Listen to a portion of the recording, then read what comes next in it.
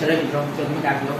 કાલે આપણે 13 MCQ સુધી જોયું હતું, તો આજના વિડીયોમાં આપણે 14મી MCQ જોવાના છે. તો વિડીયો ચાલુ કરતા પહેલા હજી ચેનલને સબસ્ક્રાઇબ ના કરી હોય તો જલ્દીથી ચેનલને સબસ્ક્રાઇબ કરો અને નોટિફિકેશન પર ક્લિક કરો કે જેથી કરીને આપણે કોઈ પણ વિડીયો મૂકીએ તો સૌથી પહેલા તમારી પાસે આવે. આજનો વિડીયો ચાલુ કરીશું. જો tan θ 1/√5 તો cos x square θ minus x square θ upon cos x square θ plus x square θ બરાબર ખરે જઈએ. તો આપણે પહેલા લખીશું કે tan θ બરાબર 1/√5. હવે તમને ફોર્મ્યુલા આવડતી હોય તો મિત્રો cot θ બરાબર શું ફોર્મ્યુલા છે કે 1/tan θ.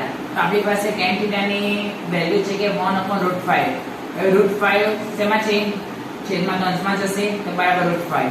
તો માટે cot θ બરાબર આપણને શું મળ્યું? √5.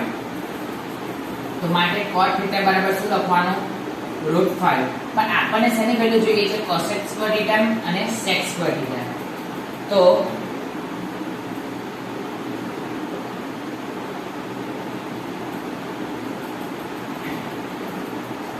હવે આપણે લખીશું બંને બાજુ વર્ગ કરતા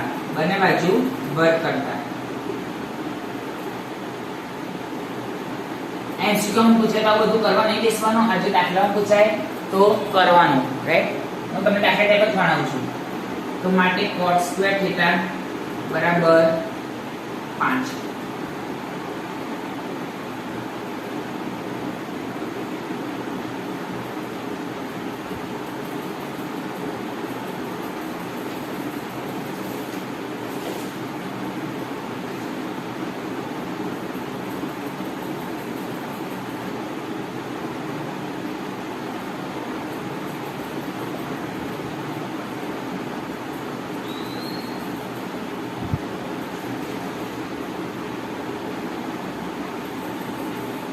चलो तो cos square θ એટલે શું?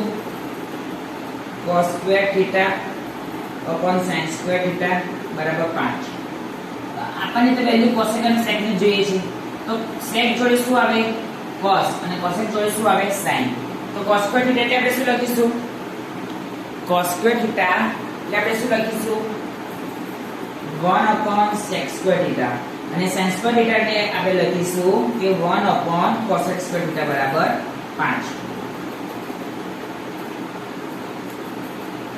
તો માટે હવે છેદોછેદ અંશમાં જાય એટલે શું આવે કે cosec square θ upon sec square θ બરાબર 5. તો આપણને cosec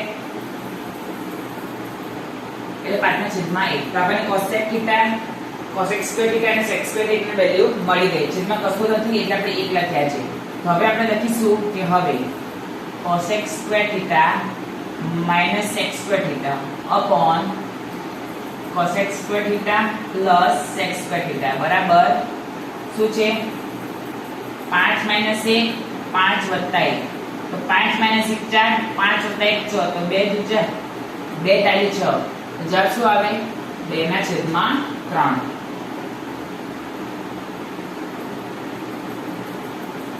તો મિત્રો આજના વિડીયોમાં આટલું જ. કાલે ફરી એક નવા વિડીયો સાથે મળીશું.